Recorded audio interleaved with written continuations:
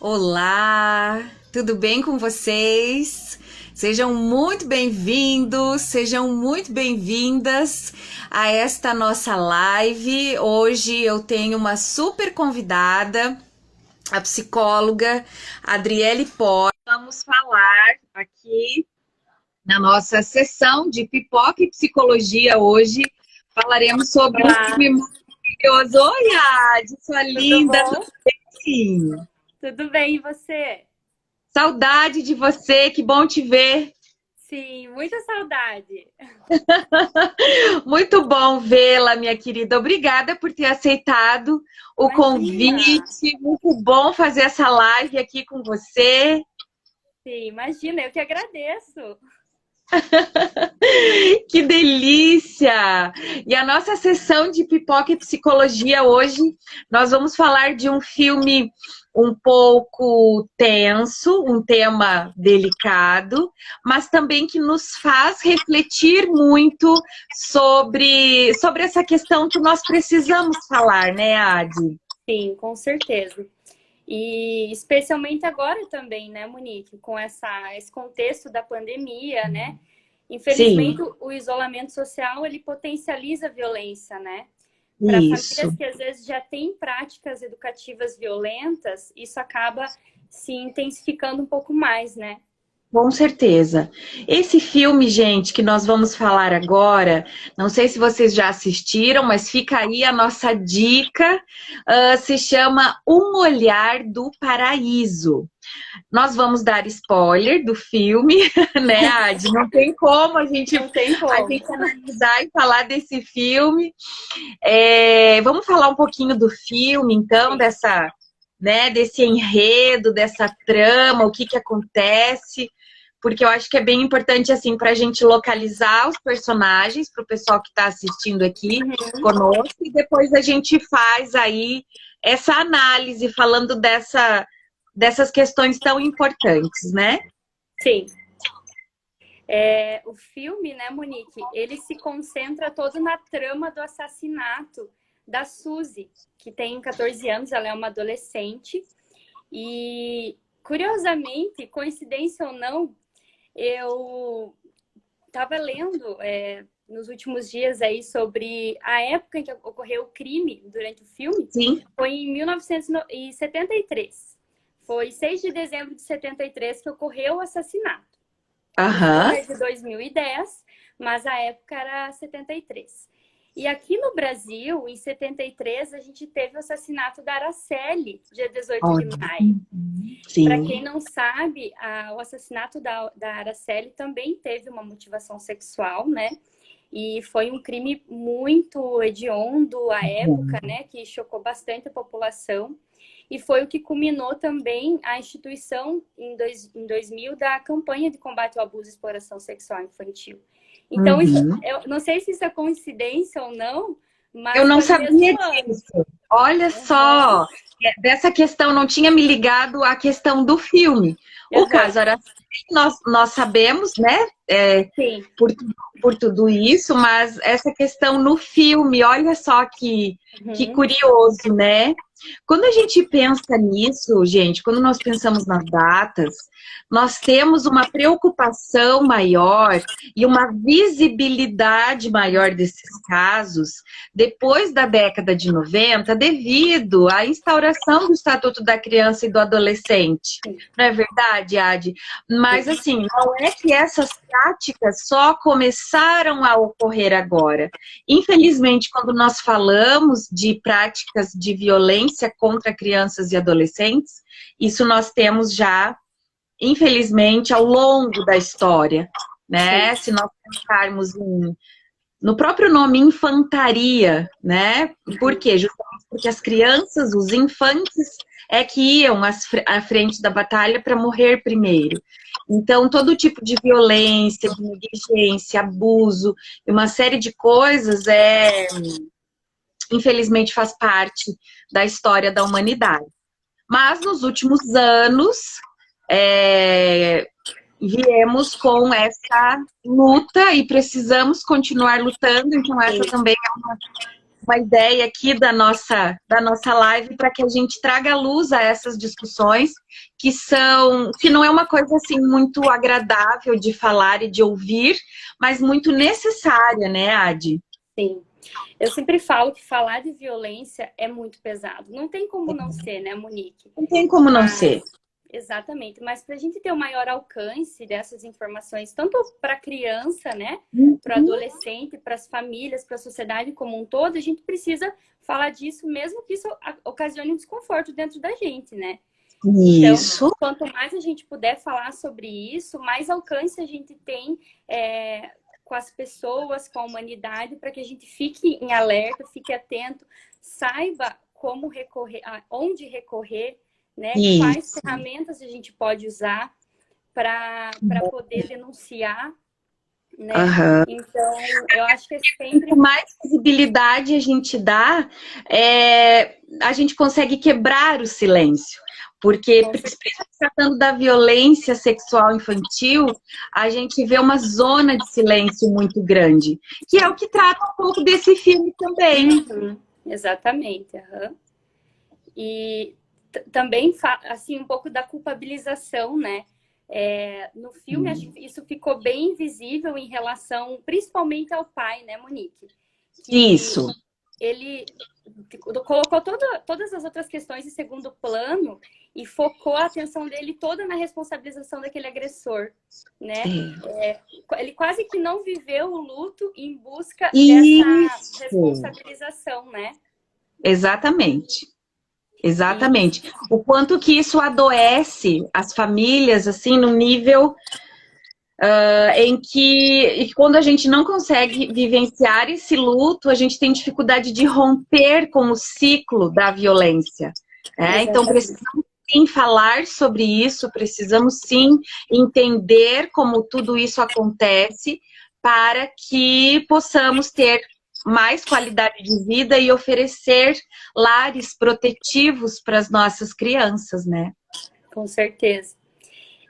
E ali no filme, Monique, o que chamou bastante atenção, que é uma coisa que ocorre muito na realidade, né? Foi como esse agressor, ele se aproximou dela, né? Da Suzy. Isso. Porque a gente tem uma falsa crença, uma falsa ideação de pensar que o agressor é uma pessoa desconhecida. Em alguns momentos que eu tive a oportunidade de conversar com as pessoas, com os grupos sobre violência e agressores, o pessoal falava, é aquele que bebe, que usa drogas, que mora na rua. E não que não possa ser, né? Mas os índices demonstram que de 80% a 90% dos agressores, eles estão em casa, eles são conhecidos da família, né? E nesse caso era um vizinho, inclusive. Exatamente. Né? Exatamente. Acho bem interessante a gente iniciar a nossa fala também, essa discussão, pensando nesse perfil. Então, sempre como algo, uma pessoa horrível, uma pessoa, né, assim, com características físicas de medo. E é muito pelo contrário, nós precisamos pensar como que um adulto consegue seduzir uma criança. Porque ele conhece o universo infantil, ele sempre consegue ludibriar. Então, num primeiro momento, é muito bom conversar com essa pessoa. Faz toda uma questão, até o fato de escolher a vítima, esse adulto, que pode ser homem e mulher, independente, né? Vai fazer com que a vítima confie nele. Então, vai ser amigo, vai conhecer muito daquela criança, vai ter muita paciência, vai conhecer todos os jogos infantis, vai conhecer todos os desenhos animados. Tanto que no filme, quando aparece, ele fala assim, olha, eu construí aqui, era no meio do milharal, ele construiu uma casinha subterrânea. E aí lá tinha várias coisas, coisas de criança, tinha petiscos, ele deu uma Coca-Cola para ela. Então, assim, era um ambiente amigável, infantil, que num primeiro momento ela até achou interessante. Ela entrou nesse esconderijo porque, poxa vida, era o vizinho, era uma pessoa confiável. Ela não desconfiou, né? Ela só percebeu quando já era tarde demais. Exatamente. E eu acho que por essa familiaridade com a pessoa, por conhecê-la, é por isso que é tão mais fácil atrair a vítima para o crime, né? Que nem você falou, ele preparou todo um cenário para atraí-la, né? E de fato ele conseguiu. E a gente viu, assim, o pessoal que está vendo o filme provavelmente conseguiu identificar talvez essa questão de que ele já havia estudado o perfil da vítima, né, Monique? Ele fez tudo, ele sabia o horário que ela saía da escola, que ela ia à escola, né? Ele conhecia as fragilidades dela. E isso é muito comum na vida real também, em perfis assim, de agressores, né? Se a gente pudesse levantar uma hipótese diagnóstica desse agressor, acho que até poderia falar sobre uma pedofilia, uma psicopatia, né, Monique? Porque os comportamentos deles são muito característicos desses transtornos, né? Exatamente. Até a própria questão, assim, ele não, em nenhum momento ele se arrependeu ou sentiu culpa. No filme mostra, não é? No filme mostra bem claro, assim, a questão de que ele ficou preocupado quando tinha polícia. Ele ficou muito preocupado em não ser pego. Então era sempre por isso que a gente não pode falar dessa questão, tanto da pedofilia como da psicopatia, como crimes que são a pessoa tem uma doença mental e não pode ser responsabilizado. Não, ela pode sim, porque eles não perdem o contato com a realidade, porque sabia que o crime precisava ser escondido, não deixar nenhum vestígio. Então é porque tem esse contato com a realidade que sabe que o que está fazendo é errado. Exatamente.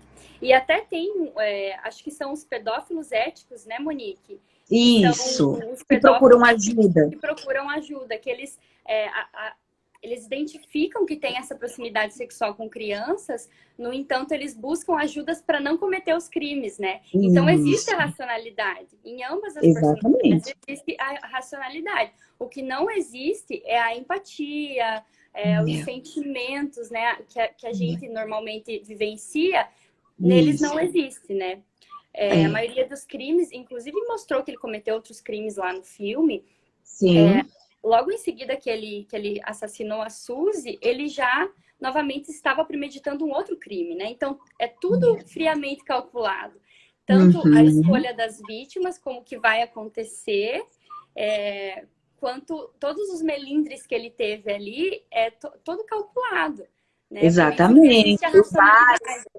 Esconder as evidências, né? E aí, ao mesmo tempo, guardar algum objeto da vítima para se lembrar e se regozijar do que fez. Então, realmente, quando a gente fala sobre isso, é ruim, né? Causa em todos nós uma repulsa, vários tipos de sentimentos, mas é muito importante a gente falar. Por isso, várias campanhas... Tá dando eco no meu som, gente? Como é que tá aí? Aqui para mim não tá dando eco. Tá? Qualquer coisa vocês me avisam. Várias campanhas, né? Todos contra a pedofilia. Pedofilia não, pedofilia e crime, enfim. A gente sempre vai falar sobre quebre o silêncio. Diz que sim, denuncie, mas principalmente quebre o silêncio, porque falar sobre vai fazer com que as pessoas... a educação sexual, na verdade, ela é muito necessária. A educação sexual faz a criança ficar protegida. Exatamente. Quando a gente consegue entender, quando a criança consegue nomear partes do seu corpo, quando a criança consegue dizer ou falar para um adulto de confiança o que está acontecendo. Isso é muito necessário que a gente fale sempre. Uhum.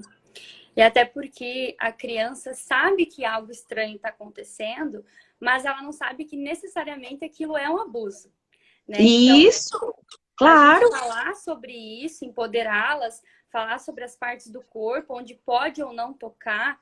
Inclusive tem aquele livro Pipi e Fifi, que é bem bacana de trabalhar essa questão, né, Monique? Ótimo. É muito importante, porque aí eu me reconheço o que é desconfortável para mim, quais são os toques que são desconfortáveis, e a partir disso eu consigo denunciar, né? Consigo falar sobre esse abuso. Mas a partir do momento que eu não sei, eu não falo, né? Eu sei que algo estranho está acontecendo, mas eu não sei nomear, né? Não sei nomear. Exatamente. Principalmente porque a criança e o adolescente também, né? Fica muito nesse misto de que é culpado. Junto com o abuso vem a questão da ameaça muito forte, né, Monique? Sim. Então, é muito cerceado por muitas questões que impedem a denúncia, principalmente por parte da criança. Por isso que quanto mais comunidade de apoio, mais informações ela tiver em relação a isso, mais fácil vai ser para quebrar o silêncio. Exatamente. É tão importante a gente falar sobre isso, tanto para as crianças como para os adultos responsáveis que cuidam dessa criança. Porque um abusador, uma abusadora, no primeiro momento, ela vai enganar ou seduzir as pessoas responsáveis por essa criança, para deixar esse contexto vulnerável. Então, a gente precisa sim estar atento, a gente precisa sim confiar desconfiando, né? Não tem essa, não precisa dormir na casa de ninguém, a criança não precisa dormir na casa de ninguém, justamente por quê? Porque esse perfil do agressor e da agressora são pessoas de confiança da família ou principalmente da própria criança. E especialmente pelo fato de existir essa confiabilidade entre os membros familiares, eles nunca vão suspeitar de quem realmente fez, né? Eles vão pensar em outras pessoas, mas não vão suspeitar de quem realmente fez. Foi exatamente o que retratou no filme também, né? Eles identificaram o agressor mais no final do filme, porque as polícias até foram lá interrogar eu não lembro, George, eu acho que era o nome dele, né, Monique? Também não me lembrei. Eu acho que era George. Acho que sim. Mas logo descartaram, justamente por ele ser bastante manipulador. Ele, inclusive, tinha... A profissão dele aproximava ele das crianças. Porque lembra que o trabalho dele era construindo aquelas casinhas de boneca. Exatamente. Era uma estratégia de aproximação tanto dos pais quanto das crianças. Né? Então, naquela abordagem... Esse filme, ele é muito... Ele traz muito essa questão da psicoeducação, justamente porque mostra para nós, sociedade, o perfil, como que se dá, como que acontece, né? Toda essa trama, geralmente são pessoas confiáveis, e a gente precisa realmente ter muito cuidado. E é por isso que, assim, eu chamo a atenção, especialmente agora, né, Monique? Porque para crianças que já vivenciam essa realidade, o isolamento, embora nesse contexto é necessário, né? Mas como eu falei no início da live, ele acaba potencializando as práticas educativas violentas. Né? Então, e deixa a criança mais vulnerável. Né? Exatamente. Então, a denúncia, né, pelos canais de comunicação, Disque 100, Disque 181, porque geralmente as pessoas não querem se identificar, né? Mas estar atento ao que está acontecendo ao nosso redor também é muito importante. Até porque a criança geralmente vai falar sobre a violência na escola. Né? E agora não tem escola, então ela não vai falar. Exatamente, porque se acontece no ambiente familiar, é na escola onde tudo isso vem à tona. Uhum. É realmente muito delicado. Por isso que nós precisamos ficar atentos, nós precisamos ter conhecimento, sim, falar sobre isso, sim, porque é muito necessário, muito necessário. É um tema que nós trabalhamos já há bastante tempo, né, Adi? Você Sim. também, no seu trabalho como psicóloga, dentro da saúde, dentro desse ambiente social, é algo que você atua. Se vocês quiserem procurar, gente, mais algum conteúdo no meu canal do YouTube também, vocês vão encontrar.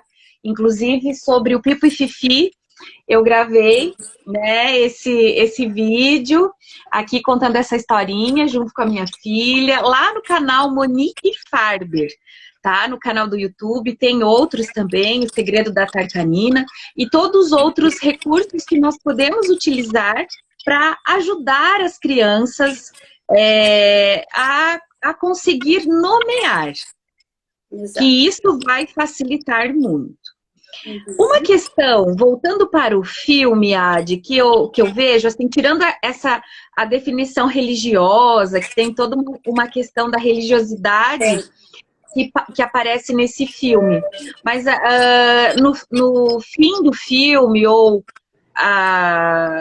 aparece muito a questão de como a Suzy lida e consegue ficar em paz e vai aparecendo o processo de cura dela ao longo, né, de tudo isso. Então, independente de religião, quando a gente assiste esse filme, a gente fica tendo a ideia do mal que é e das marcas que fica na vida das vítimas. Uhum. E também na família, né, Monique? Porque eu acho que essa culpabilização em demasia do pai, a não vivência dele do luto, né, acaba por diminuir ainda mais o processo de enfrentamento dele dessa realidade, né? Uhum. Da mãe também. Da mãe também, só que eu vi que para ela parecia que era importante superar aquilo, porque ela também tinha outros 2 filhos para criar, né? Sim. Então, até ali no filme mostrou que ela foi embora para Califórnia para trabalhar uma colheita de frutas. Mas é outra coisa, ela precisava sair daquilo, né? Sair daquilo. Até porque o Jack, que era o pai, ele acabou naturalmente negligenciando a mãe e os outros filhos, porque ele estava tão envolto naquela dor e naquele foco de responsabilizar o agressor, que naturalmente os outros componentes familiares foram negligenciados por ele. Então eu percebi que ela precisou realmente se afastar para conseguir superar. Isso. E aí, Monique, eu fiquei pensando também, pensando em contexto social, que a gente está numa cultura do patriarcado, né? Sim. O luto para a mulher, o sofrimento para a mulher, ele é socialmente mais aceito do que para o homem. Porque o patriarcado, ele atribui ao homem esse contexto de força, de esteio da família, que não pode chorar, não pode demonstrar fragilidade. E a mulher, eles atribuem o conceito de fragilidade, de emotividade, né? Então, socialmente, é mais aceito o sofrimento dela. E eu acho que isso se traduziu tanto ali no filme para ele, porque, de fato, ele tomou essa responsabilidade de ir em busca desse assassino, já que na crença dele, na cabeça dele, ele tinha falhado enquanto função protetiva. Isso. E hoje a gente tem um movimento feminista que está tentando desconstruir esses papéis sociais para que a gente possa legitimar a nossa dor, o nosso sofrimento, tanto do homem quanto da mulher, e que isso não seja associado com fraqueza. Isso, porque quando existe isso, nós trabalhamos também na prevenção e não só na ponta de apagar incêndio, mas também de conseguir prevenir e fomentar círculos de paz, assertividade, uma comunicação não violenta, porque a gente sabe o quanto que o machismo tóxico propicia situações de vulnerabilidade, né? Quando existe uma relação entre um pode mais do que o outro. Então, nós temos uma cadeia de violência, né? Uma violência estrutural que vai fazer com que lá no fim da ponta que está a criança, ela acabe desacreditada, ela não tenha voz. E para isso, muitas vezes, ela se cala porque ninguém acreditaria nela. E muitas vezes também, Monique, ela não entende que aquilo é violência. Sim, sim. Inclusive, nas minhas outras atividades, no outro trabalho, tanto com mulheres quanto com idosos, é incrível como eles não entendem que estão sofrendo violência. Então, nosso primeiro trabalho é desconstruir esse conceito de amor, que é um amor violento, Isso. entenda que aquilo é violência e aí consiga enxergar isso de outra forma e ressignificar essa vivência. Perfeito, perfeito. Tá dando muito eco? Porque... Tá dando um barulhinho, né, gente? Eu vou tentar baixar meu volume. Tenta baixar o seu volume também, Adi. Tá. De repente fica um pouco melhor. Tá aqui o nosso... Vamos ver se melhora. Vamos ver.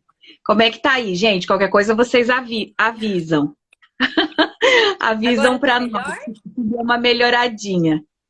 Olha quanta gente linda aí assistindo a nossa live. Sejam bem-vindos, sejam bem-vindas. Obrigada, pessoal. Todas as minhas amigas.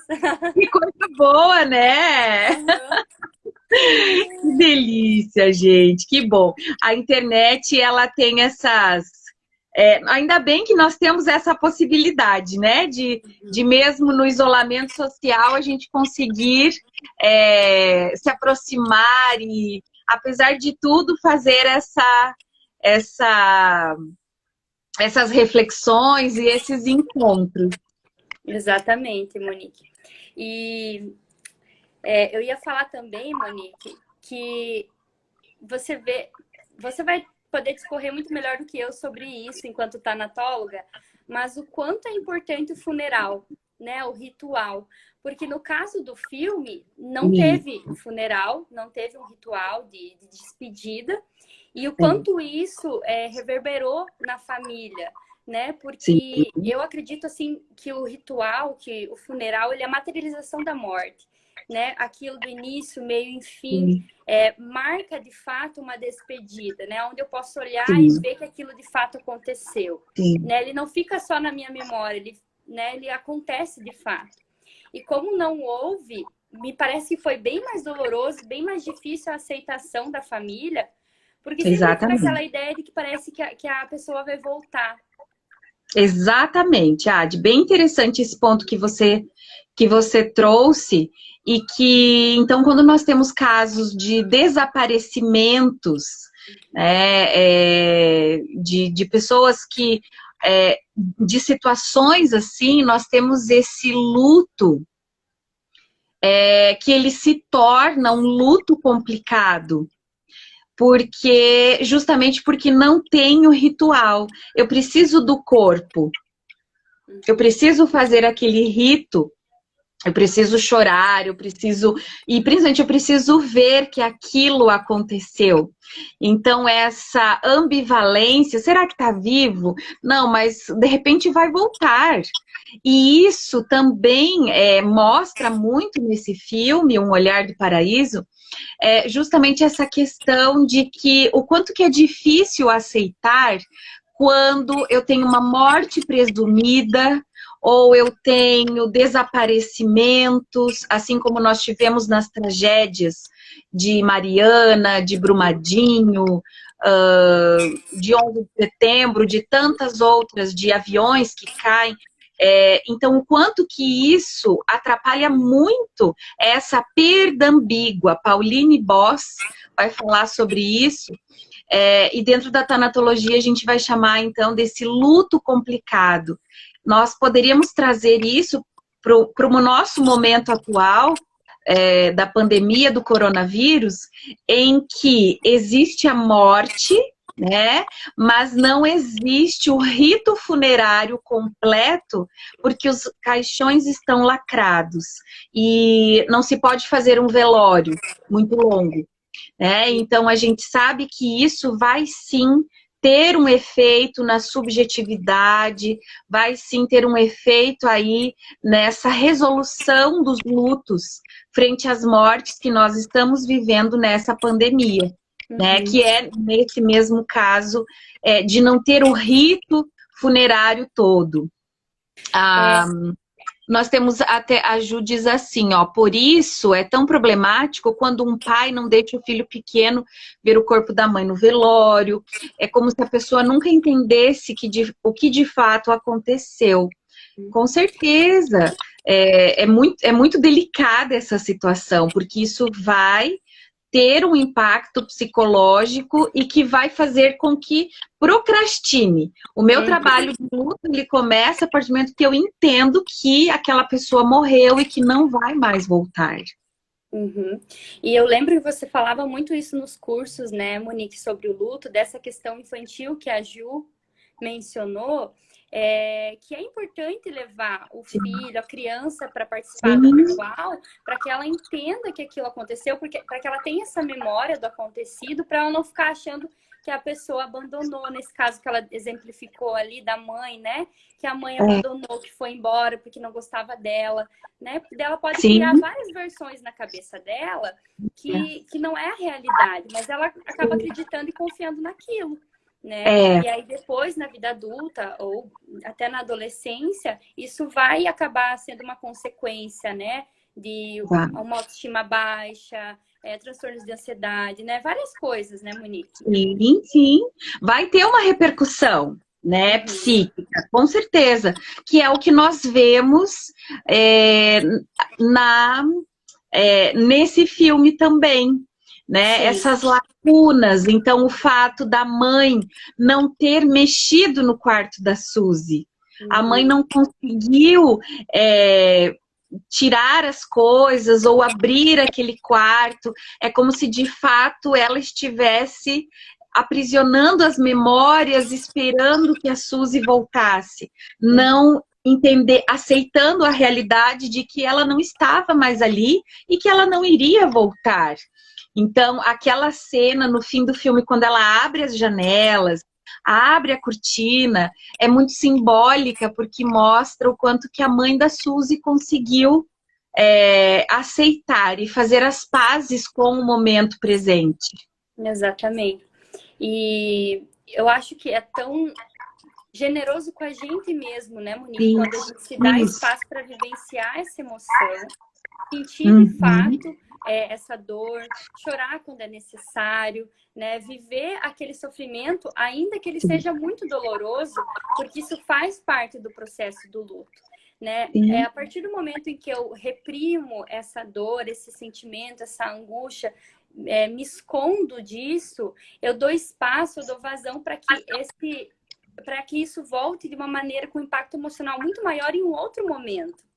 Né? Às vezes, se em um outro momento um outro ente querido falece, ou em uma outra história de abuso que me contam, eu acabo recordando da situação que eu não consegui elaborar, e aí isso culmina em dois sofrimentos diferentes que eu vou ter que dar conta, né? Exatamente. Por isso que eu falo que ele volta com um impacto emocional muito mais forte. Né? Exatamente. Então, isso que você disse, Adi, é bem importante, porque a gente está falando aqui, né, dos dois tipos de luto, do luto real e do luto simbólico, né? Então, esse luto real que é difícil, mas que eu preciso deixar a pessoa partir, entendendo que o amor é o mesmo, a história e as memórias ficarão para sempre guardadas no meu coração, mas que aquela história acabou e essa pessoa está num outro lugar, mas ela não está mais aqui. E isso no caso do luto real. E no luto simbólico, quando a gente pensa num abuso sexual, numa violência sexual, em qualquer que seja o tipo de violência, nós estamos falando de lutos simbólicos. Porque a pessoa, por exemplo, quando o vizinho faz mal para Suzy, naquele momento aquele vizinho morreu para ela, então foi um luto simbólico. Como assim? Uma pessoa, um adulto que poderia ser um adulto de confiança, faz algo desse tipo, é uma quebra. Então a criança ela vive o luto simbólico da perda daquela pessoa que ela confiava, da perda da inocência, de uma série de questões, né? Fica com uma sensação de que algo foi roubado, né, Monique? Exatamente. Exatamente. A minha infantilidade, a minha infância foi roubada e deu lugar a uma angústia que eu não sei lidar. Né? Exatamente. Por isso que é tão importante a gente falar sobre isso, abrir, quebrar a zona de silêncio e buscar ajuda.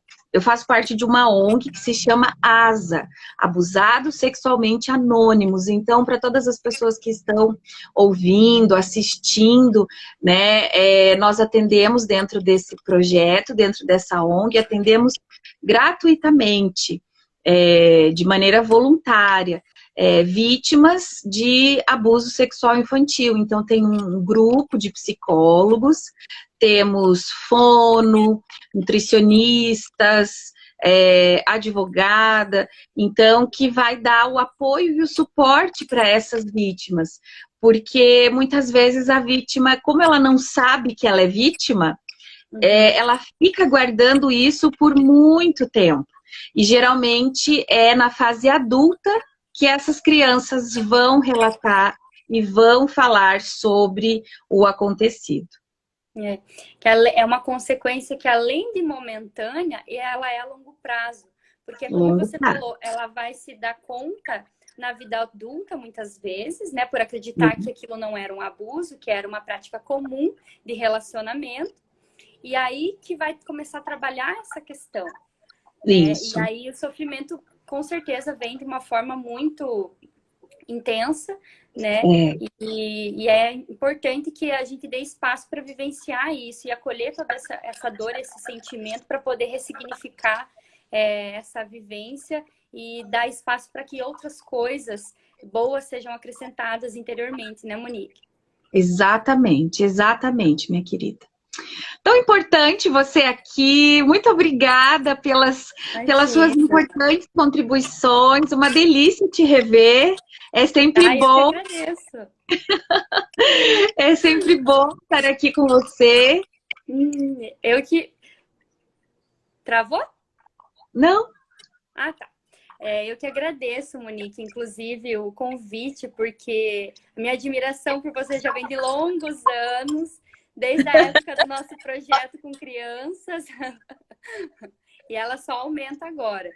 Querida. Então, me coloco à disposição quando você quiser, né, promover novas reflexões a partir de outros temas, porque é muito gostoso realmente poder ampliar isso para a população, para as pessoas, especialmente agora em maio, né?